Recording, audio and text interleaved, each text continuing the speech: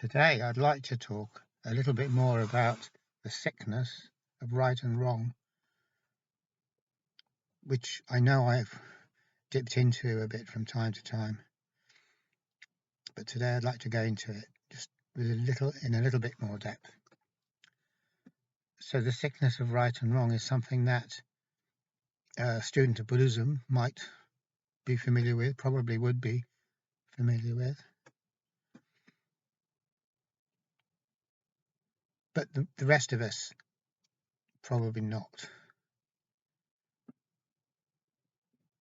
And from a medical point of view, definitely this sickness is not one that we generally hear about. No one ever gets diagnosed as suffering from the sickness of right and wrong, obviously enough. But we can talk about it all the same, despite its widespread unfamiliarity. So what we can say is that all of us are suffering from the sickness of right and wrong.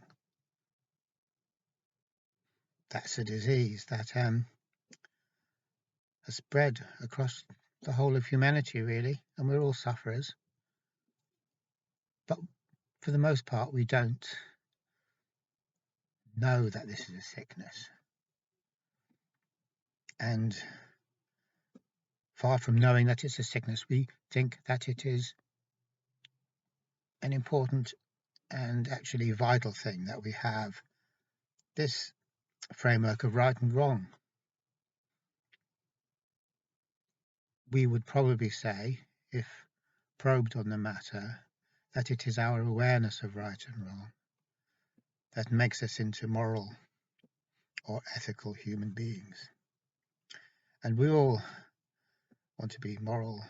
Well, on the whole, we all want to be moral and ethical human beings, and we see the alternative of being immoral and unethical as not being a very good thing. So right and wrong is in no way seen as a sickness or a disease. But when we start to suffer from it and experience a lot of anguish because of it, then we probably would be more open to the idea of seeing it as an illness. Because if anything produces enough anguish, and the type of anguish that from which there seems to be no relief, then talking about that in terms of an illness seems not too far wrong. Sorry, I shouldn't have said wrong. That's the sickness. You see, just in case you're wondering what the sickness is when right and wrong come into everything, and you start saying that things are right and some things are wrong, and that it's good to be right and it's bad to be wrong, and you should always try to do the right thing and avoid the wrong thing. It's a pretty basic message, really, that we've all received. It doesn't even have to be a Christian. It sounds kind of religious when you put it like that, but it isn't, of course, because our parents will say, no, you did a wrong thing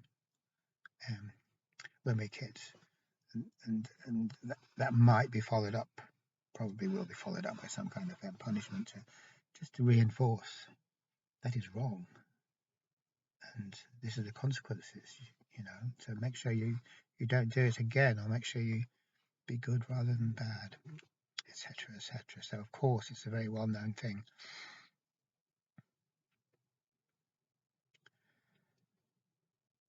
But when this gets into us too much and it sinks its claws into us, this framework of right and wrong, it can make life very, very miserable indeed, very, very anguished indeed. And one example of this, and I'm just picking this because it's a nice clear example, there's loads of examples,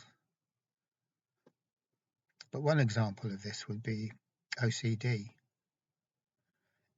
If I am suffering from OCD, I have a very clear awareness of right and wrong, and I make a lot of effort to make sure that I do the right things and not the wrong things. But the difference between this and most other people who aren't suffering from OCD is that the intensity of the need to avoid doing the wrong thing or to correct for the wrong thing if we have already done it is immense. It goes far beyond what we would normally experience. So life becomes like a minefield, really. And because the experience of treading on a mind is so devastating, in terms of our mind punishing us, minefield, not a minefield, but a minefield, is so devastating that we are preoccupied with not standing on a mine. We're preoccupied with making sure that we do things the right way and not the wrong way. And if we find that we're not able to do things the right way, the compulsion or the urge to do so, even if we can't, is torment. It absolutely torments us. So we might possibly think, well, the answer to this is to just be real careful and make sure we don't do any wrong things, or make sure we don't do anything in the wrong way. But that's not possible, because that's always going to happen. And there's no way that we can control events in our lives that much to make sure that we can do that. You might think that that would be a great thing, because if we could control things 100%, then we could always have the right and never have the wrong, and things would be okay then. But as anyone suffering from OCD will tell you, that is not a possibility. In fact, the genuine, the most likely thing is that we're wrong a lot of the time. And we might be right occasionally, but on the whole, either we're wrong or we're in a situation where we're threatened and afraid of doing things that are wrong, doing things the wrong way. So all in all, this notion that there is a right and a wrong, and this incredible aversion or fear of the wrong way, turns living into an extremely painful business, a very, very punishing business. And no matter how we struggle, we can never really get it right. So we struggle and we suffer an awful lot. And we're anguished an awful lot. So I know I'm overstating that, but just to make that point, that when we're striving to do the right thing and avoid the wrong thing, that's not a good situation, because really that's a situation where there is no freedom. I have to. What this framework of right and wrong really means is that I have no choice. I have no freedom. I have to do what the machine is telling me. I have to do what the thinking mind is telling me.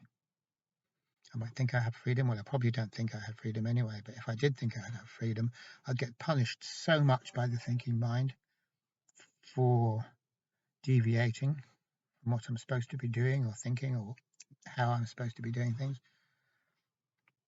that the pain is just going to straight away overcome me, get the better of me, and I'm going to realize that I'm a slave. And that the very best I can expect or hope for is to be a successful slave, because a successful slave doesn't get punished. Now, as I've just said, it's impossible to be a successful slave, but we can at least aim for that and be kind of partially successful some of the time, and then we won't get punished so much. And that's a motivation to have, really. Nobody wants to be. If I can get punished less, that'd be good.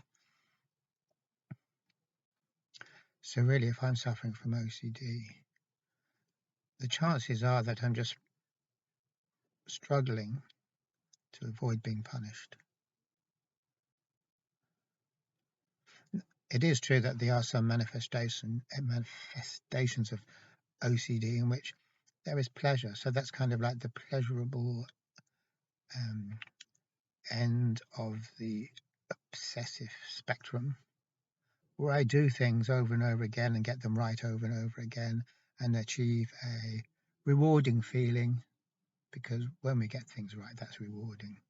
So that is a euphoric situation. And a lot of our activities, where if we're collectors of this or that, and we like organizing things or getting things tidy, and we get pleasure from that, we might go a little bit beyond what seems reasonable and get a bit over involved in getting things right, or making our collection bigger and better and adding to it.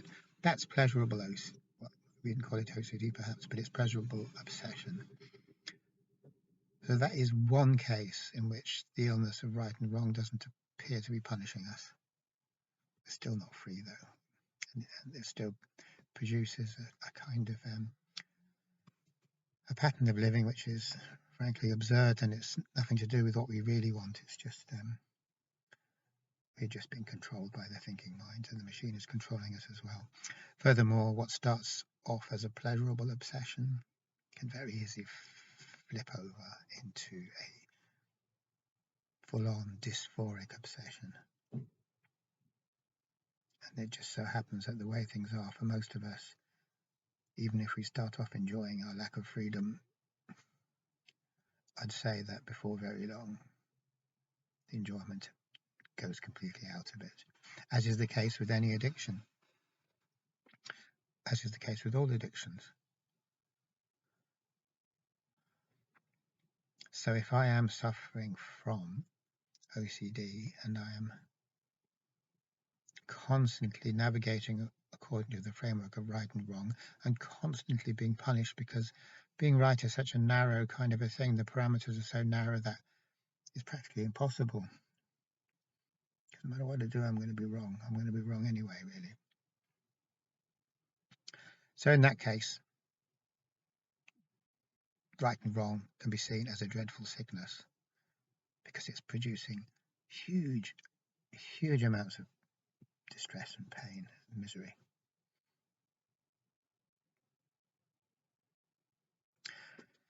So we can then go from this particular example of the disease of right and wrong to talking about how can we remedy it, how can we cure this disease, because that's what we want to do, that's the important thing. And it is exactly at this point that we can see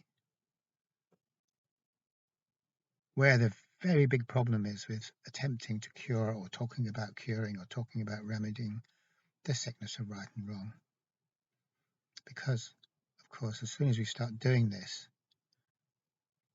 we have implicitly, or possibly explicitly, labeled the disease of right and wrong as being wrong. And so our attempt to remedy the disease of right and wrong actually is the disease of right and wrong. Now, I know that even the word disease implies that something's wrong, so that was implicit right from the very beginning. So the first thing that is helpful is to realize that in no way can the disease of right and wrong be used to cure the disease of right and wrong. And I don't think anyone's going to really argue with that. But it is a very tricky situation all the same, because if we can't say it's wrong, or if we can't see it as wrong, or evaluate it as wrong, what do we do then? Because the way we would imagine things to proceed would be that I would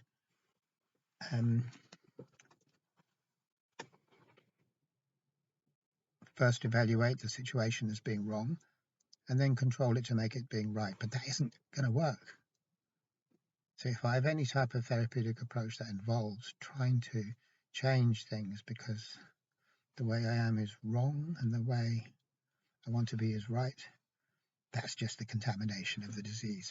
We're not escaping from it at all.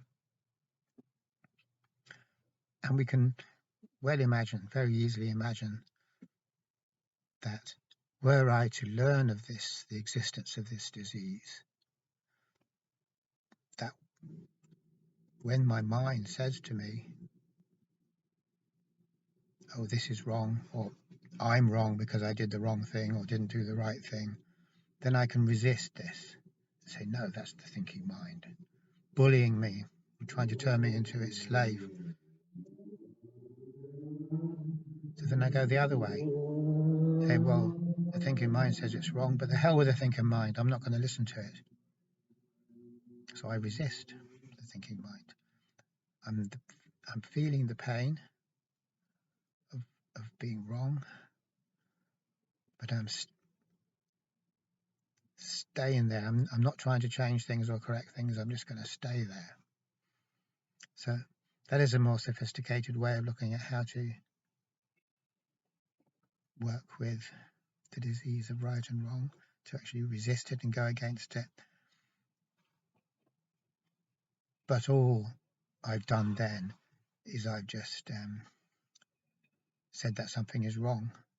I've said that to obey the thinking mind, when it goads me to obey it, is wrong. So I'm thinking about the thinking mind, and I'm thinking that the thinking mind is wrong to be making me into a slave. So I'm trying to fight against the thinking mind because of my thought processes about the thinking mind, and that's not going to work. Very obviously, that's not going to work. I'm strategizing. I'm trying to do a trick. All tricks come from the thinking mind, and all tricks involve the framework of right and wrong. Because why would I bother with my clever trick if I wasn't trying to get things right in the face of the threat of them not being right, or in the face of them just absolutely not being right? So what this comes down to, without making too much of a meal of it, is that any sort of resistance at all furthers the disease, feeds the disease, and adds to the disease. Any sort of resistance, any resistance at all, any aggression at all, any controlling at all, because resistance means there's a right way and a wrong way, and I'm just trying to get from the right way to the wrong way. So that's what resistance is. So when I'm suffering from the disease of right and wrong, there's resistance all over the place. I'm always resisting.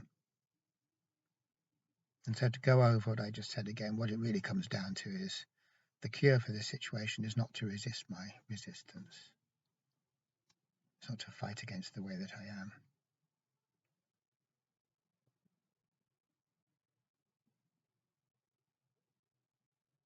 So if I don't resist my resistance, how is this going to help me? Because it doesn't seem to change anything. But the first thing to note here is that I can't help, just as I can't help resisting when I'm in pain, i.e. trying to make things right or escape the pain or fear, so too am I unable to not resist my resistance. If that's the awareness that I have, if I can see that the resistance is causing me pain, then I want to resist the resistance. And I cannot not resist my resistance, because it's just going to happen instinctively, not spontaneously maybe, but it's going to happen automatically rather.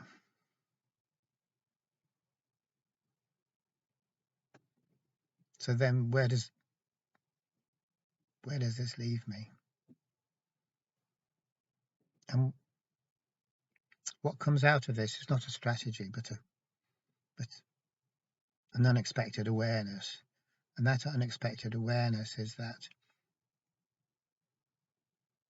when I allow myself to resist, And by the same token, when I allow myself to resist the resistance, then in one very important way, this allowing isn't resistance. I'm not trying to change things. I'm just noticing how it all works in this case.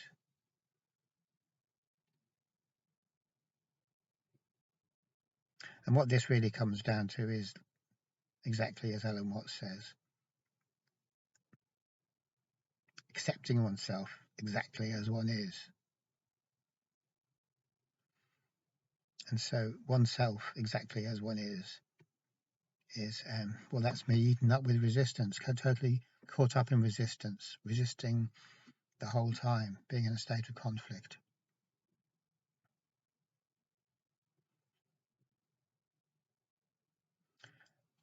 And if I can see that anything I do to do anything about this state of conflict adds to the conflict, if I can see this in a clear way, then what inevitably happens as a result of this insight is I no longer believe that conflict is the way. I no longer believe in it. I no longer have any hope that my resisting can free me, or that my resistance can free me, or any resistance or aggression can free me at all. So in a way, this sounds incredibly disempowering, but in practice, it isn't. It isn't disempowering because as soon as I have this insight and I stop pinning all my hopes on controlling or resisting, something shifts within me as a result of the insight, not because I deliberately shifted it. I'll just shift this little thing here, or tweak this, or change this style or something. It's not like that. It's kind of a transformation that happens as a result of seeing something we never saw before, which is that we can never resist our way to freedom or control our way to freedom. And then the dynamics of the situation changes so that I can carry on living my life and suffering as I am, but at the same time, my consciousness or attention has been freed up by the fact that I'm no longer invested in controlling or resisting. I've actually reclaimed all that consciousness, all that attention, which is caught up in the futile attempt to resist. Resistance is futile, as we know. And an awful lot of my attention is bogged down in that. It's like fighting a war and having loads and loads and loads of divisions or battalions bogged down in pointless, futile conflict. If we declare peace, all those battalions, all those platoons, all those armies are free. They can go back and do whatever they want to. They can give up being in the army. They can do that thing, whatever it's called, when you stop being in the army. You just become, stop being a soldier, whatever that's called. And in practical terms, because this is a practical thing, it's got to be a practical thing, otherwise we're wasting our time talking about it. In practical terms, what this means is all my attention comes back to me through seeing, through controlling. All my attention comes back to me. And having that much attention coming back to me, I've actually come back to myself. And I'm actually, in a very profound sense, free, even though I might still be and will still be struggling and controlling and resisting. Okay, thanks for watching.